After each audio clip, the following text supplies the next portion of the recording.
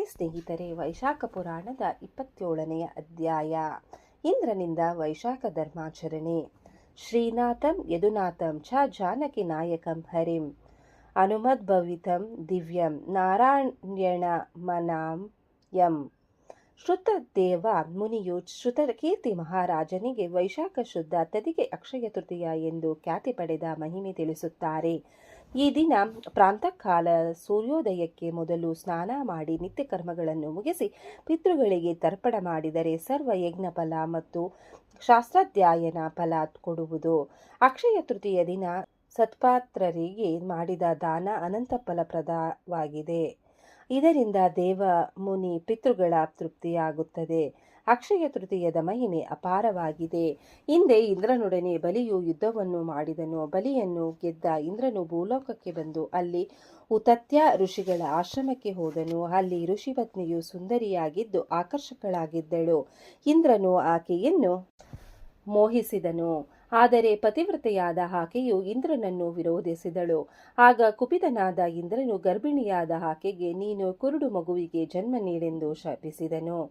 ನಂತರ ಋಷಿಯ ಶಾಪ ಭಯದಿಂದ ಅಲ್ಲಿಂದ ಓಡಿ ಹೋದನು.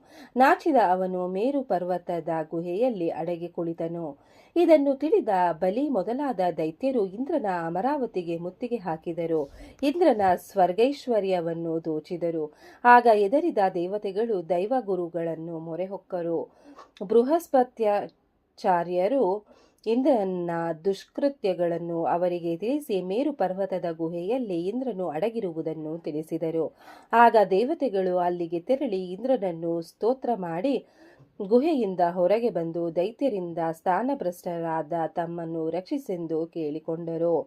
ದೇವತೆಗಳಿಂದ ಸ್ತುತಿಸಲ್ಪಟ್ಟ ಇಂದ್ರನು ಗುಹೆಯಿಂದ ಹೊರಬಂದು ಗುರುಗಳ ಮುಂದೆ ನಾಚಿಕೆಯಿಂದ ತಲೆ ತಗ್ಗಿಸಿ ನಿಂತನು.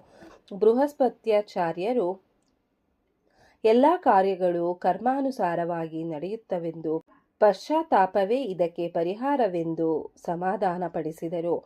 ಬ್ರಾಹ್ಮಣ ಪತ್ನಿಯು ಮೋಹಿಸಿದ್ದರಿಂದ ನಷ್ಟವಾದ ಇಂದ್ರನ ತೇಜಸ್ಸು ಮತ್ತೆ ಬರುವುದು ಏಕೆಂದು ದೇವತೆಗಳು ಚಿಂತಿಸಿದರು. ಆಗ ದೈವಗುರುಗಳು ಪರಮಾತ್ಮನಿಗೆ ಪ್ರಿಯನಾದ ವೈಶಾಖ ಮಾಸದ ಧರ್ಮವನ್ನು ಪಾಲಿಸುವಂತೆ ಇಂದ್ರನಿಗೆ ಸೂಚಿಸಿದರು. ಹೀಗೆ ಮಾಡಿದ್ದರಿಂದ ಅಕ್ಷಯ ತದಿಗೆಯ ದಿನ ಇಂದ್ರನು ಪಾಪದೂರನಾಗಿ ಗ್ರಹಣ ಮುಕ್ತ ಸೂರ್ಯನಂತಾದನು. ಇದರಿಂದ ದೇವತೆಗಳಿಗೆ ಸಂತೋಷವಾಯಿತು. ಇಂದ್ರನು ತನ್ನ ಪರಾಕ್ರಮದಿಂದ ದೈತ್ಯರನ್ನು ಸೋಲಿಸಿದನು.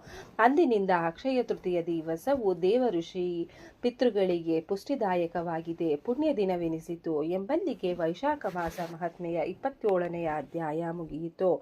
ಈ ಅಧ್ಯಾಯವನ್ನು ಓದಿದವರಿಗೂ ಕೇಳಿದವರಿಗೂ ಶ್ರವಣ ಮಾಡಿದವರಿಗೂ ಆ ಭಗವಂತ ಒಳ್ಳೆಯದನ್ನು ಮಾಡಲಿ. ಓಂ ನಮೋ ಭಗವತೆ ವಾಸುದೇವಾಯ ನಮಃ. ಧನ್ಯವಾದಗಳು ಸ್ನೇಹಿತರೆ. ವಿಡಿಯೋ ನೋಡಿಕ್ಕೆ ಎಲ್ಲರಿಗೂ ಧನ್ಯವಾದಗಳು. ನಿಮಗೆ ಈ ವಿಡಿಯೋ ಇಷ್ಟ ಆಗಿದ್ರೆ ಪ್ಲೀಸ್ ಒಂದು ಲೈಕ್ ಮಾಡಿ. ನೆಕ್ಸ್ಟ್ ಇನ್ನು ಜಾಸ್ತಿ ವಿಡಿಯೋ ಹಾಕ್ತೀವಿ. ಹಾಗೆ ನಿಮ್ಮ ಫ್ರೆಂಡ್ಸ್ಗೆ ಶೇರ್ ಮಾಡಿ ಮತ್ತೆ ಸಬ್ಸ್ಕ್ರೈಬ್ ಮಾಡಿ. Thank you very much.